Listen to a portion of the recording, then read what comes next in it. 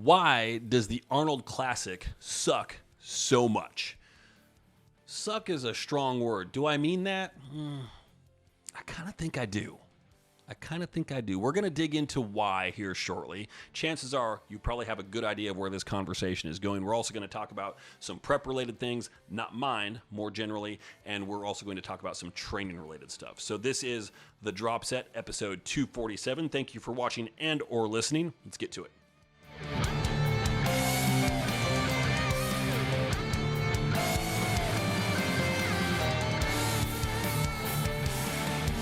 Man, I got about 15 minutes into recording this episode when I realized I had the wrong mic on. I had this mic turned on over here, which clearly I'm not talking into. So I'm like, oh God, I was halfway into a rant and I'm like, oh man, I got to start that over. Crap.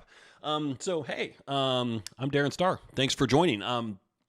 I am a full-time prep coach. You can check out everything I do at 5starphysique.com. You can read about coaching, workout programs, check out the podcast archive there, merch, swag, whatever, got it all. Blog posts, if you want to check those out, go for it. Knock yourself out.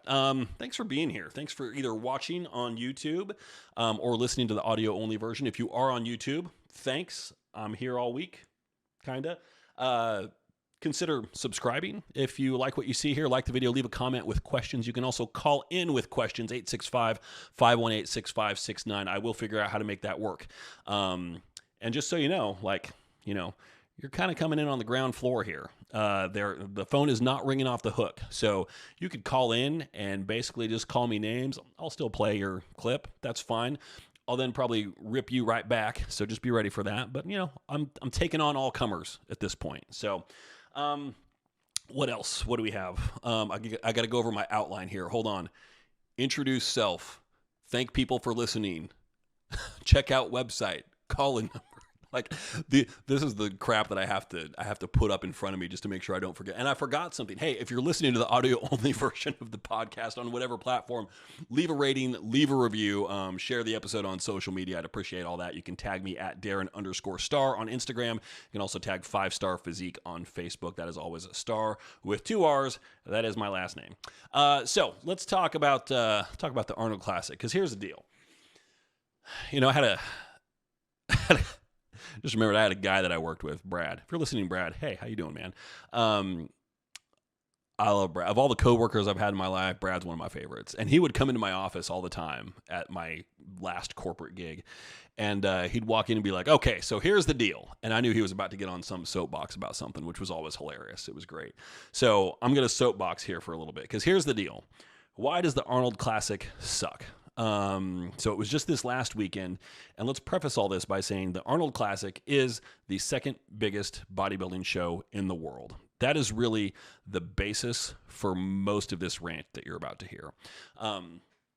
Because as the second largest show in the world, I feel like there is an obligation and a responsibility that comes with that to include the entirety of the bodybuilding community. And instead, the Arnold Classic has chosen now for not the first year to exclude 212 men, women's bodybuilding, women's physique, and figure. What? Figure is one of the most mainstream categories that there is, and they're excluding it. Now, the reasoning for this, you can read some speculation online. Clearly, it's a business decision, right? They have made the determination through their actuaries. I mean, let's be clear. They probably don't have actuaries involved. I don't think they're digging too deeply into the numbers here. I think a lot of this stuff is based on a gut check. It was funny. It was 2016 when Classic Physique was announced. But did you know it was only 2016? I think a lot of people who are new to the sport would be surprised to learn that it's only been around for 8 years. But I remember the announcement video that came from the NPC/IFBB for Classic Physique, where it was really it was Jim Mannion and a couple other guys sitting around a table announcing what it was, and you could tell, like, it was so obvious that they had just brainstormed this thing in the room, and somebody's like, hey, get a camera, turn it on, we're going to record this. Like, it was the most informal, haphazard, half-assed announcement thing I'd ever seen in my life. It was just an absolute joke. Like, wow, there's some deep thinkers involved here for sure. I feel like this show and most shows are probably run the same way. Like, I don't feel like there's a tremendous amount of precision that's operating behind the scenes here. So I'm always going to be questioning a lot of the decision making that goes on here. You know me, if you've been listening to this podcast for any length of time, I'm a little bit of a skeptic. I wouldn't call myself a cynic, but I would call myself a skeptic on most things. But because it's funny, in my personal life, I am not. I would say I err on the side of being far too trusting and naive in my personal relationships. But when it comes to bodybuilding, like, I am skeptical of everything and everyone. I don't know why. It's just weird. Anyway, so they have excluded these 4 divisions. Now, women's bodybuilding, to be clear, the women who compete in bodybuilding, they're accustomed to being marginalized. That's kind of like in their DNA. So I'm sure this comes as no surprise to them. They're probably like, yeah, whatever. What other shows are there? That being said, it doesn't make it right now. Women's physique, I mean, that is one of the more popular categories at the Olympia. So for me, it's hard to justify. Like, I think they've made the decision, like, which categories are selling tickets. If we remove these categories, are we going to lose ticket sales or enough to offset the prize money that we have to then pay these athletes, which, as we will discuss here momentarily, is super arbitrary. And then if so, chop them. And I think that's where the show fails because, again, as the second largest bodybuilding show in the world, I believe the Arnold Classic has a responsibility to be inclusive to the whole community. And with a guy like Arnold, presumably at the top of the ladder here, I'm assuming, like, he's not making the decisions, but I'm going to guess that he's probably signing off on a lot of them, or he's at least involved in them. It's hard for me to think that he is okay with this. Maybe he is. I don't know. It doesn't seem like that would be super in character for him, knowing his passion for the sport and how far back it goes. So I would be surprised if that were the case. But anyway, it's clearly a business decision. But what I'm saying here is that with a show of this magnitude, if you can't brainstorm some ways to bring in a little bit more cash from the people who are coming to this show in order to be able to afford to properly reward all of the categories that need to be represented here, you got some problems and you got to fix those. It's math. It's basic math. And we're going to get into the most glaring of these because I think to be completely honest with you, I think the answer is super obvious and it's public knowledge and it's publicly available everywhere. And that is the distribution of prize money. It is, to be frank, I mean, I know YouTube is a little picky about, like the algorithm doesn't really like profanity, but I can't leave it out at this point. Like, it is so fucked up. I cannot figure out what in the world is going on here. It is absolutely ridiculous. Just completely and totally ridiculous. And I think what they're trying to do is they are trying to keep pace with the Olympia rewards, but the Olympia is a bigger show. Like, more people come from all over for the Olympia. There's way more money coming into that. They can afford it. The only way that the Arnold Classic can try to keep pace is by hyper rewarding open men's bodybuilding at the expense of everything else, including shoving some categories off into the dirt and just not even having them at the show altogether. And you've got to understand the economics here. Like, the Olympia is the 800-pound gorilla. The Arnold's a big show. It's not the fucking Olympia. Stop trying to compete with it. Be your own thing. Have all the classes represented. Do I feel strongly enough about this that I would recommend boycotting the Arnold Classic? I do. Actually, I absolutely do.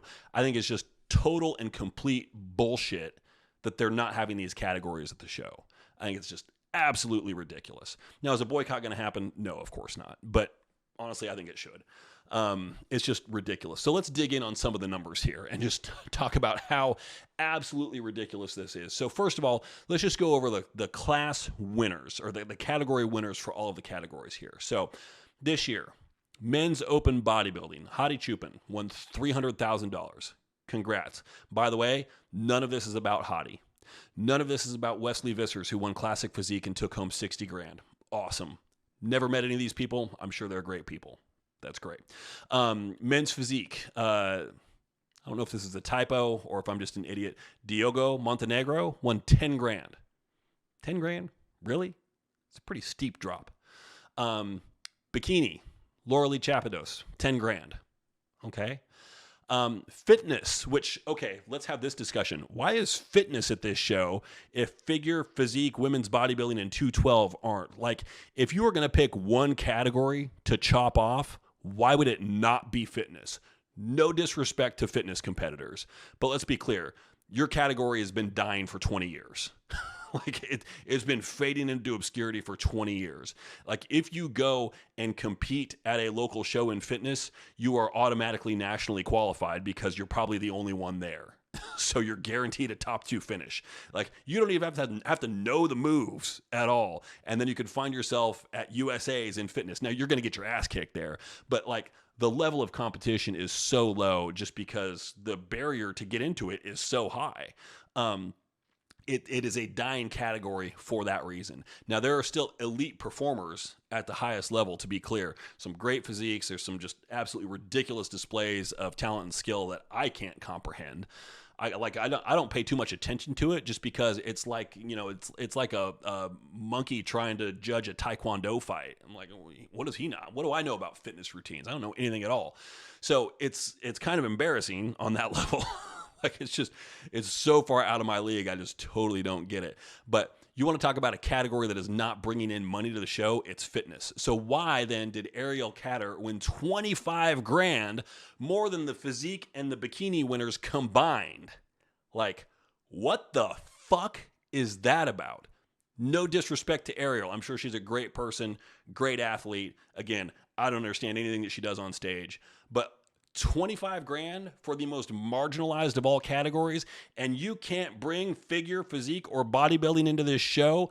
You, whoever you are, people who run the Arnold Classic, are bad at math and business. Like, what the fuck are you doing? Oh my God. Wellness, Franciel Matos, 7 grand. Huh? Like, wellness is I would say, probably, the fastest growing of all of these categories, which says something because it certainly does not have a low barrier for entry, right? But the popularity of wellness, I mean, to their credit, I thought it was a dumb idea when it was first implemented. I'm the idiot. That's fine. I can be the idiot. I'm comfortable with that. I usually am. I still have issues with the aesthetic of the category and just like, why are we rewarding a complete and total lack of symmetry? Like it still feels dumb to me the same way men's physique still feels dumb. Why are we at a bodybuilding show and we're not judging legs? Like it's like going back to when figure had one pieces. Like, why are we not looking at abs? Does that just not matter anymore? What? And they fixed that, but still. So on a fundamental level, I don't really care on a personal level for these categories. But, I'm not competing in men's physique. So far, I'm not competing in wellness either. I don't have the legs for it. I don't have the attitude for it either. But 7 grand for Franciel. I mean, if you talk to wellness competitors and fans, like she is their Clint Eastwood or whoever, like she is like on the pedestal, and she won the smallest prize out of anybody except for Rajesh John, who competed in wheelchair. And I'm all about having wheelchair bodybuilding in this show, but that's there and figure is not. Like, again, I hate to sound like a broken record. What the fucking fuck is going on here? Who is making these decisions? This is ridiculous. So let's run some math here. I've already I will leave my calculator at home because I've already run it. So the men's winners here. So this is open bodybuilding, classic physique, men's physique, and wheelchair. Bring home the category winners alone bring home $374,000. The winner for the women's, including the ridiculously overinflated 25 grand won by the fitness winner, brings home 42,000. So the men are bringing home 9 times the money for category winners as women. Nothing froze. I'm just letting that sink in. They're bringing in 9 times. 9 times. It gets worse. Hold on. Hold the phone. Hold the phone. So let's break down open men's bodybuilding. Hadi Chupin won $300,000. Cool. Second place, Samson Dauda. $120,000. Didn't even win. Didn't even win, bringing home $120,000, twice as much as Wesley Vissers, who won Classic Physique. Classic Physique, arguably a more closely followed category than open men. Who cares about the open men? Mostly like people who write about bodybuilding and people who do what I do. To be clear, I don't really care about open men. Like, most of this stuff, honestly, is like, it's kind of noise to me. I don't usually follow all this stuff that closely. But it's just worth noting when the numbers come out and the discrepancies are so ridiculous. Third place, Rafael Brandao, $70,000. So third place in open men's bodybuilding won more than men's physique, bikini, fitness, wellness, and wheelchair combined. Third place in open men. Jonathan De La Rosa, $37,500. James Hollinghead, fifth place, $20,000. $20,000 for fifth place. Akeem Williams, finishing out of the top 5, wouldn't take home hardware at an NPC show, wins $12,500. Again, Akeem, no disrespect. But at sixth place, $12,500, you're bringing in more than the bikini winner, more than the wellness winner, more than the men's physique winner for taking home sixth. Like, the problem here is the open men are grossly overpaid. Ridiculously overpaid. Samson Dauda, finishing second, won 17 times the prize money of Franciel Matos, who won wellness. 17 times for finishing second. What in the name of fuck is going on here? Like, it's ridiculous. I'm not going to get on a sexist, feminist rant about, pay discrepancy and stuff like that. Simply because I'm not an expert on the subject. Other people are. I also don't really feel like it's the place for it here. Clearly, I do think it's a problem, but here it is a massive problem just because the discrepancy is so ridiculous, so overblown, and that discrepancy alone, how much the open men are making, is keeping a lot of people out of this show completely, and that is not fair. It is not fair, and the Arnold Classic needs to do better. This is a disgrace. Fix your shit. Fix your numbers, and just undo this garbage that you've implemented over the past couple of years. This is just, it's a stain on bodybuilding. It is crap, and you need to do better.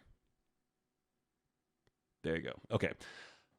I will get off my soapbox / high horse now. I was on a soapbox on a high horse right there. Like, I was stacked up pretty high, man. What can I say? Well, I just said it. All right, hold on. I need to turn the temperature down a little bit. Do I have a fan in here? I got a heater. That's not going to help. Maybe I should take a walk around the block or something. Go chill out, recharge the battery a little bit. No, let's keep going.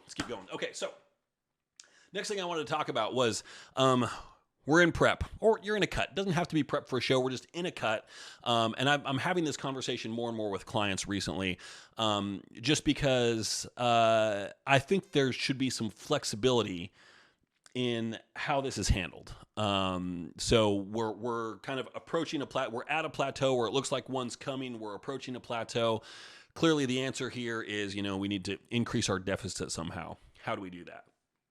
Well, basically you can do more or you can eat less. What's the difference? Well, there are differences, but at the end of the day, it doesn't really matter which path you choose. They're going to get you to the same place. So, what I've started implementing with clients more and more is a very, very simple thing known as asking them.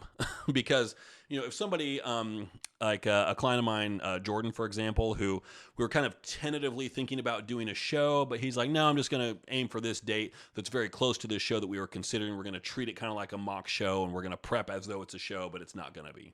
which is totally fine. I kind of like that approach. Because I always feel like if you don't have a strong passion to actually get up on stage, don't go through all the crap and the expense of doing that if it's not something that you absolutely know that you want to do. If you're like, well, I want to get lean and I want to look like a badass, cool, you can do that. You don't have to get up on stage to do it. So I'm totally good with that. So we are, bang the mic here. We are in prep for not a show currently, and we've gotten to a point where it's like, okay, we're kind of stagnant now.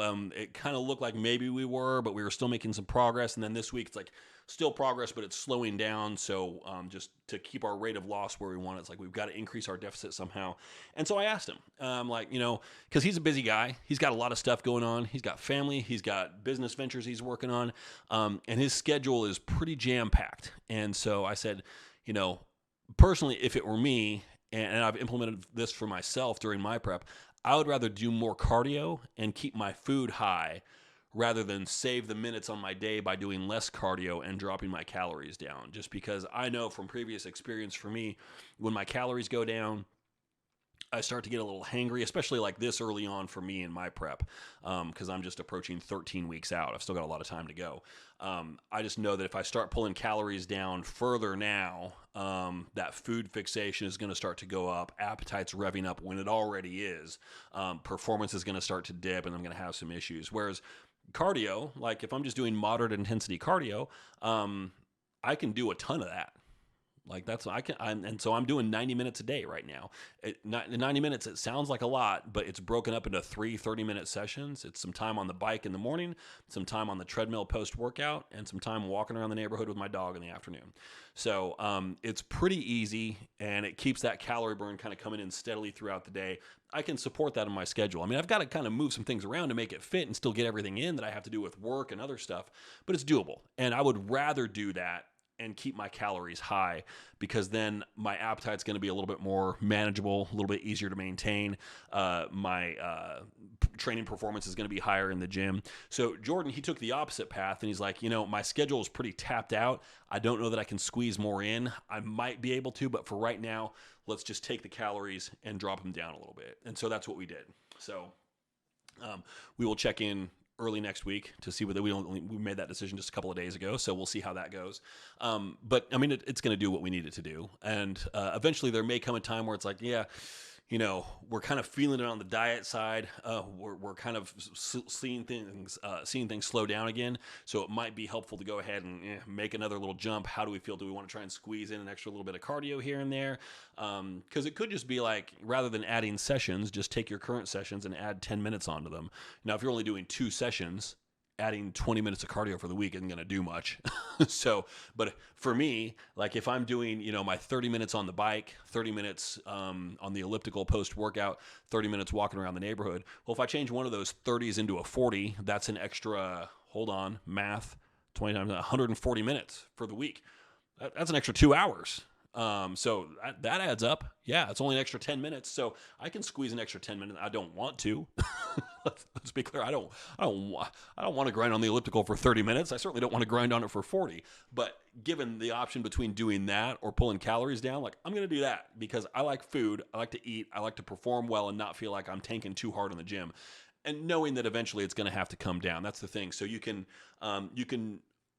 offer somebody a choice like this, or if it's you can make a choice based on those factors. Like what's going to be easier to manage? Am I more concerned about managing my hunger or my schedule? And honestly, the outcome is going to be the same either way. There are other things to think about, like now I don't have time for X, Y, or Z, or like now I'm hungry all the time, whereas I wasn't before.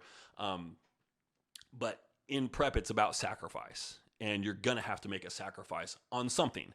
You can't, have your figurative cake and eat it too and just, get all the results and not have to make some kind of increasing sacrifice as you get deeper and deeper in prep. Now, that being said, that's not always the case. Like some people, their bodies just cooperate really well under prep. A client of mine that I checked in with today, Michael, he's got a show coming up in 16 days, I think. And we haven't changed anything in a few weeks. We actually did a refeed for him this last week for a few days. Just because we could tell like that fatigue was climbing up, and including, our check-in today with that 3-day refeed thrown in where we threw an extra 100 grams of carbs at him for 3 days in a row, he still dropped weight this week. So, that's one of those things. Like, you don't do that because you're plateauing necessarily. This is the mistake that a lot of people make. They think, oh, I'm plateaued, I refeed. Well, that doesn't do anything unless there are certain circumstances. What it does is it takes you from being in a deficit to being at maintenance, and so you lose days of fat loss. Now, there could be reasons why you'd want to do that, and that's why we did it with Michael. It was fatigue and performance based. Like, he was really kind of feeling it, and I felt like, although it's close to the show, maybe a little closer than I would typically like to do that, I felt like we could do it and get away with it and still progress for the week, which we did. And also, I felt like, and I'm, you never know after the fact, but I felt like that was probably going to be the last opportunity that we had for it. Like, if we were checking it today and we wanted to make that decision, you can't really do a refeed when you're 16 days out, not like a 3-day refeed, which is really what it takes, because a lot of what you're getting at with fatigue accumulation during prep is thyroid dysfunction. Just your thyroid levels drop down, your metabolism slows a little bit further, and a refeed of a few days is what it takes to fix that.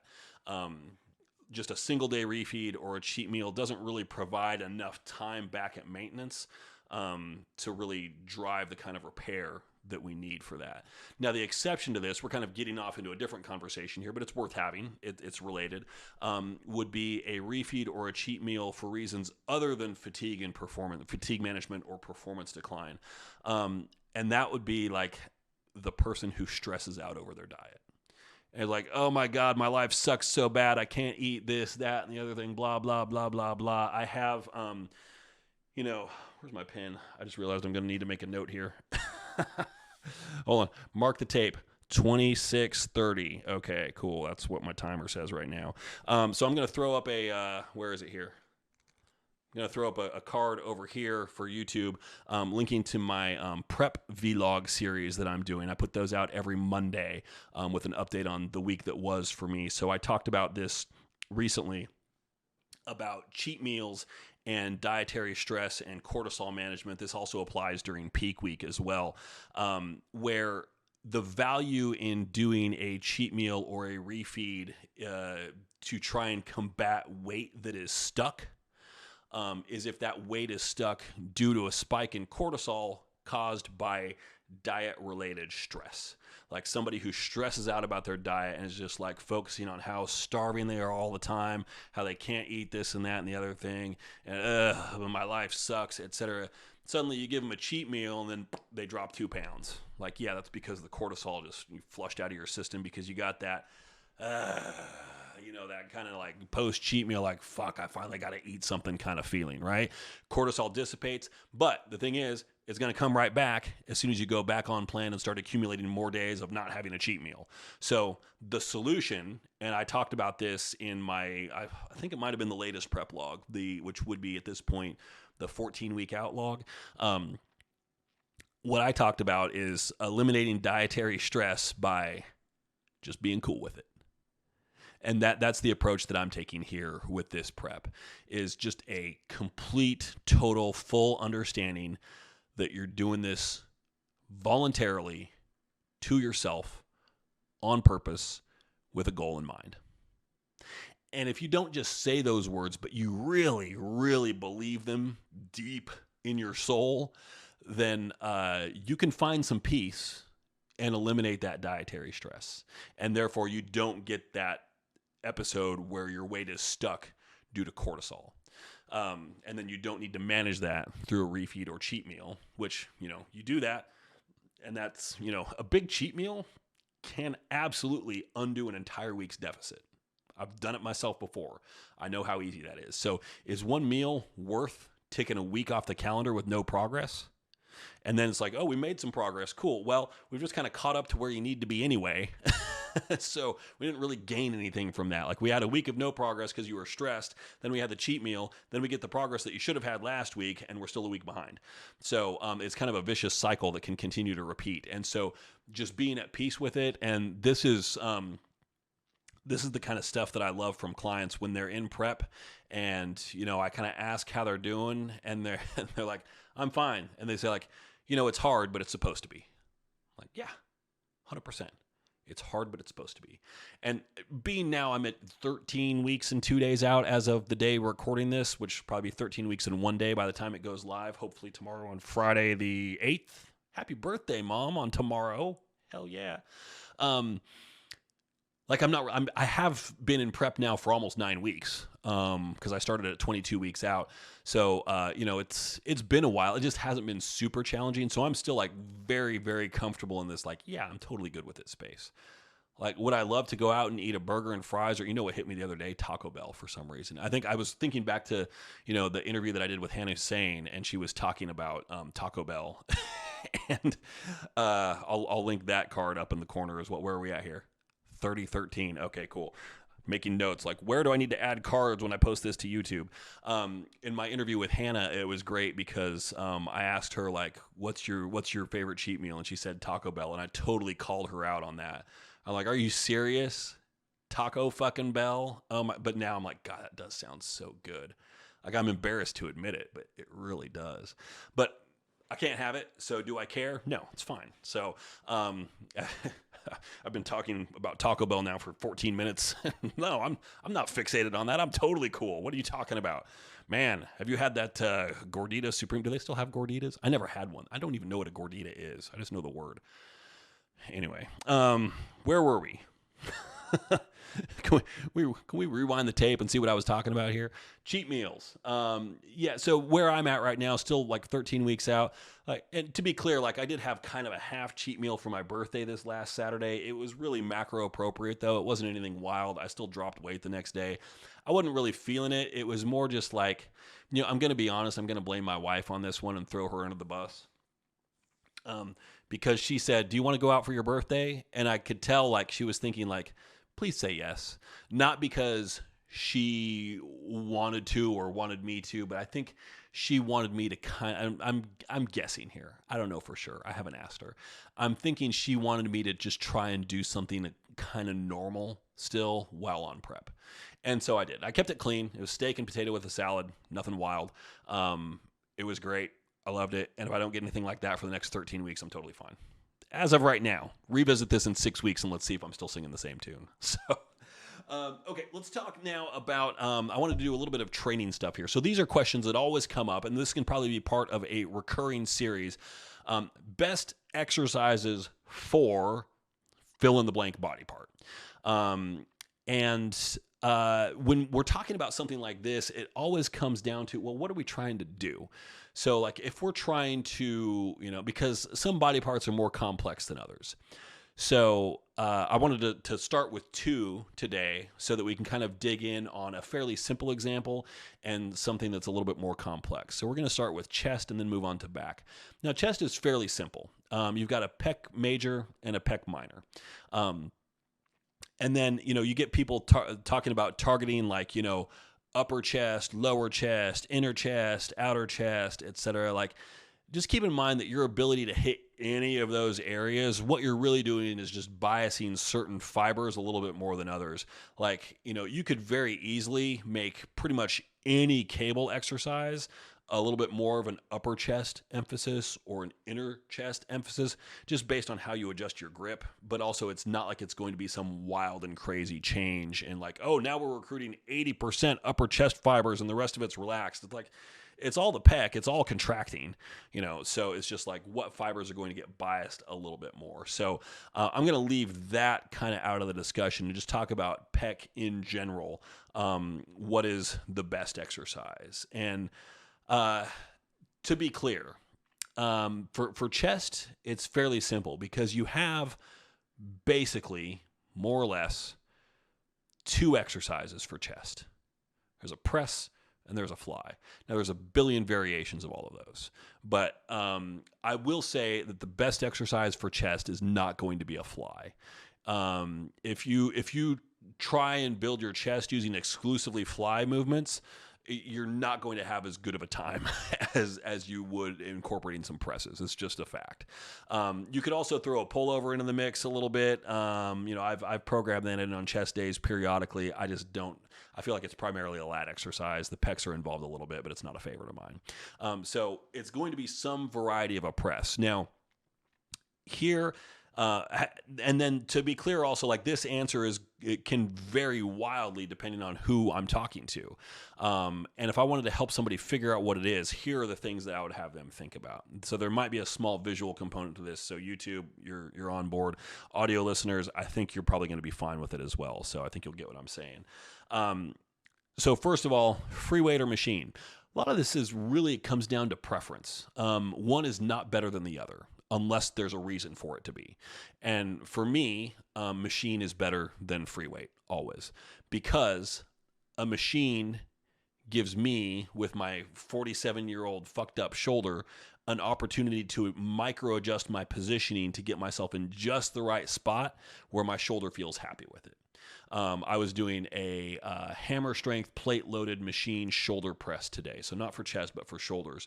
And to get in there to the point where my shoulder actually felt comfortable, and I worked up to a pretty good weight on that. I think it was 120 pounds per side, something like that, which for me is pretty good. It's not quite 3 plates per side, but it's pretty good. Considering I'm not the strongest individual in the world, not by any stretch of the imagination, not even close. Strength has never been my jam. I've never trained for it. I've always trained for the appearance of strength, not actual strength. But what I need to do is kind of scoot my butt forward a little bit on the seat and then really arch my back, stick my chest up, and really kind of tuck my scapula down a little bit lower on the back support. So I'm really kind of like under and almost behind the handles, it feels like. And when I get in that position and I press up, I can do it without any kind of a click in my shoulder or anything like that. But I've got to be in exactly that position. Trying to position myself exactly like that with a barbell or even a Smith machine is going to be a trick. It's going to be challenging, and depending on where exactly I am and how the thing is constructed, like if the seat has a shorter back or something, might not be able to do it. A dumbbell shoulder press, no way. I haven't done a dumbbell shoulder press in years just because that instability of kicking the weights up into position off of your legs and then pressing up, like there's just too many variables in that motion for me. Too many opportunities for my shoulder to get pissed off, and then suddenly I need to take 3 weeks off from the gym to get it back up to something even close to 100%. It is a little bit more aggravated right now because I keep sleeping on it stupidly, and so I wake up and it hurts every day, and then I've just got to kind of rehab and warm it up to the point where it then feels functional on days when I need to use it. So it's definitely a problem, and I'm going to have to investigate some kind of like alternative sleeping positions because it's not working. Anyway, so for chest, the correct answer, free weight or machine, is, what do you need? What do you feel most connected with?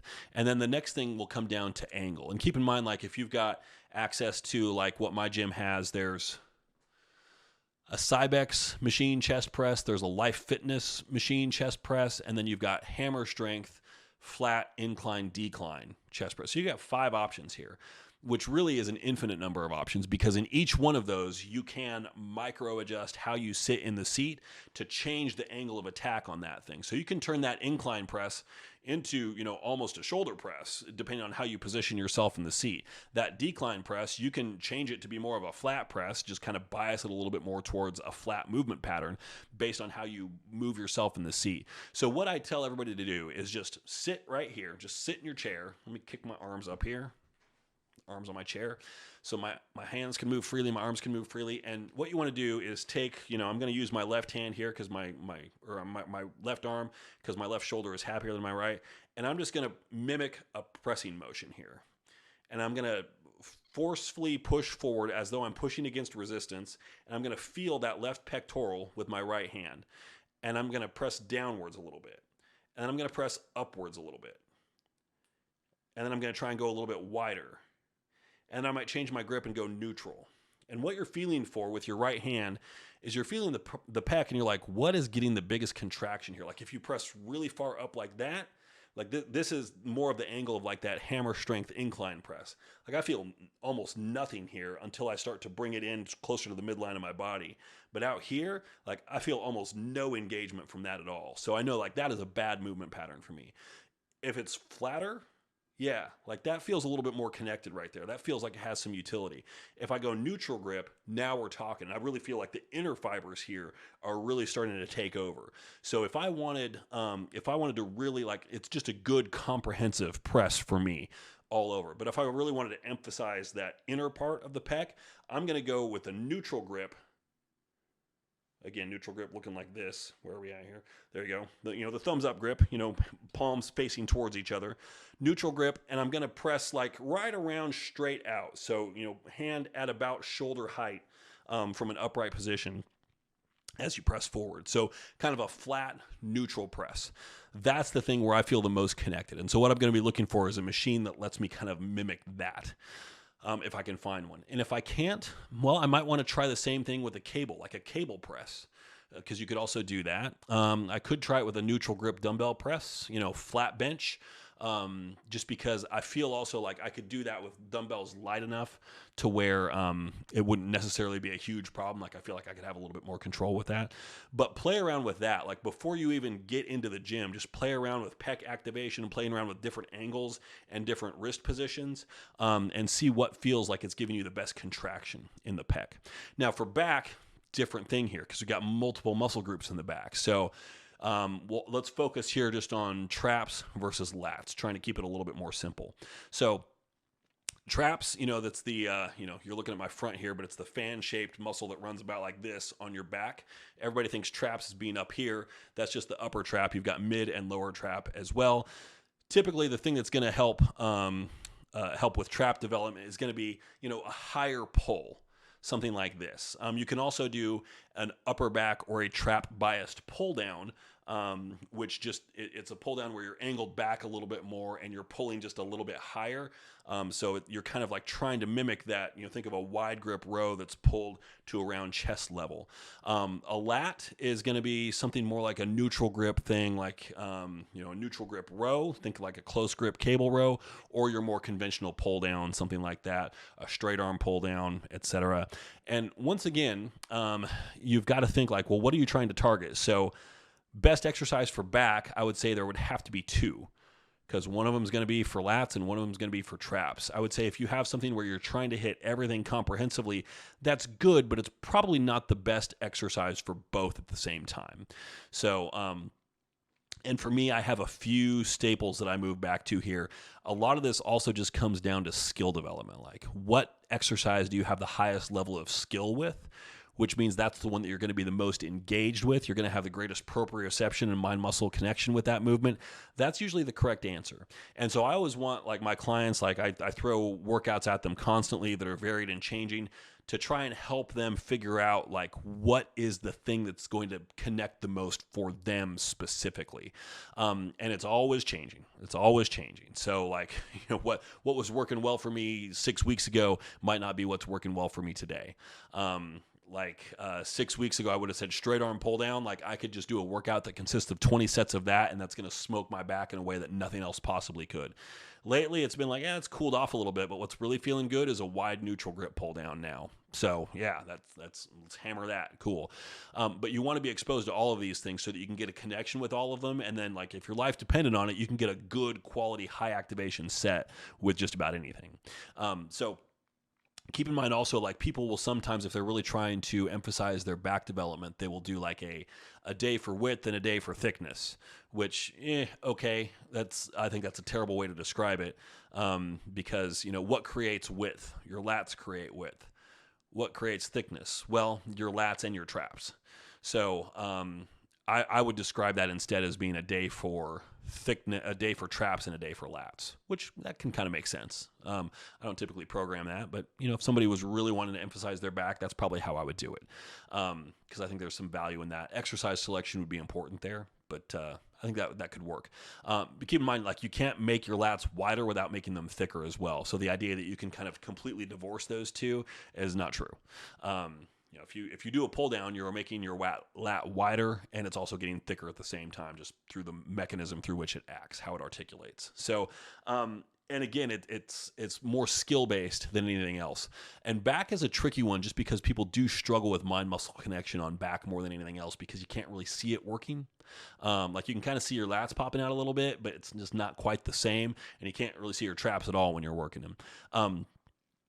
What I would encourage people to do to find out what their best exercise is again, for lats, you want to try a variety of grips. So closer grip, a little wider, middle of the road. a neutral grip versus a reverse grip, underhand versus neutral grip versus pronated.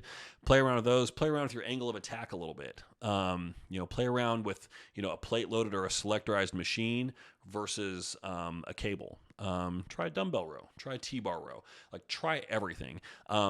But also, like, it might be helpful initially to stay in the same family. Like, we're going to stay at this pull-down station here and experiment with different attachments and grips. The one mistake that I see people make all the time is on wide grip pull-downs, they just go too wide. So if you are 6'6" and have a wingspan commensurate with that height, you should grab that pull-down bar as wide as you can. Anything less than that, you're going to be bringing it in. And if you are 5'1" with an appropriate wingspan, your grip is probably going to be like with your pinky or your ring finger right where the bar starts to bend. It's not going to be very wide, but it's wider than shoulder width for you. And that's what we're really going for here, is just a little wider than shoulder width. You go much wider than that, which you see people do all the time. You see top-level pros doing this all the time, and it's a great way to get your teres major worked in. But if you're just trying to develop the lat, if you go too wide, it disadvantages your lat from the movement pattern. So you don't want to go too wide with it. Just a little outside shoulder width is what I would call wide grip. Normal grip would be shoulder width. Close grip would be inside shoulder width, but I also think there's limited value in that. The problem is that most close grip handles are very close. Like, think of the carrot or the V-shaped handle. It's just too close, and it kind of jams up your shoulders, and they can't really move freely. So that is a staple piece of gym equipment that is just poorly designed. Realistically, what you'd want is some kind of a close grip that is about shoulder width. That is a little bit more ideal. So you'll find some prime attachments now that are adjustable, where you can pick how wide you want them to be. Those are excellent. You'll find some bars that are just a little bit wider than that typical carrot handle. So if you can, like, go for something a little bit wider than the conventional close grip. For traps, I would err on the side of going slow and light, because a lot of people just struggle with muscle engagement for their traps and actually just getting them involved in the movement at all. And so start slow and just think about a slow, steady pull. If you find yourself jerking the weight at all in any way, it's too heavy. Like, think of being able to aim for a 2 to 3 second long concentric phase of the rep, like 2 to 3 seconds where you're actually pulling that handle in towards you. Again, a little wider grip, let the elbows flare out, pull up to chest level on a row. Start with that. This could be a machine row. This could be a cable row with just like a straight bar attachment. That's fine. Anything like that, but give it a good like 1,000, 2, 1,000, 3 on the way in, on that concentric pull, and then nice and slow on the release. And again, keep the weight light and do a set of 15, 20, 25 reps. Wait for it to really feel like it's burning. Then you get that connection. You're like, oh, that's what it is. That's where I'm targeting. Okay, you're probably going to feel the rear delt a little bit as well. You'll get a little bit of lat thrown in there, but if you keep that, if you keep your target high enough, it's going to be almost entirely traps and rhomboids as well. So that's how I would approach it. As far as finding what works for you, is just take it slow, take it like, go high rep, feel that burn, make sure that you're connecting with it, because you can't determine what exercise is best for a specific muscle group if you don't know what it's supposed to feel like when it's working. And so we need to solve any proprioception issues first, and just traps, mid-back. I mean, this is a fight that I've struggled with for years, just trying to get that area a little bit more dialed in and a little bit more connected. So, there we go. That's it. Thank you all for watching and or listening. I feel like I've sufficiently cooled down from my Arnold Classic rant. I'm ready for a nap, but alas, I can't. I have appointments this afternoon that I need to go to, which makes me sad, but I have to do it. So it's been a blast, y'all. Episode 247 in the books. Thank you. Again, if you're on YouTube, please, if you made it this far and you're not subscribed, you got something wrong with you. Please do. Please subscribe. Leave a comment. Call in, as I said before, 865-518-6569. Number's on screen, or it's in the show notes in your podcast app. And check out the website, 5starphysique.com. Share these episodes online. Instagram at Darren_. Give me a tag. Facebook, 5-Star Physique with 2 R's. Thank you all for watching and or listening. I'll catch you back here for 248 next week.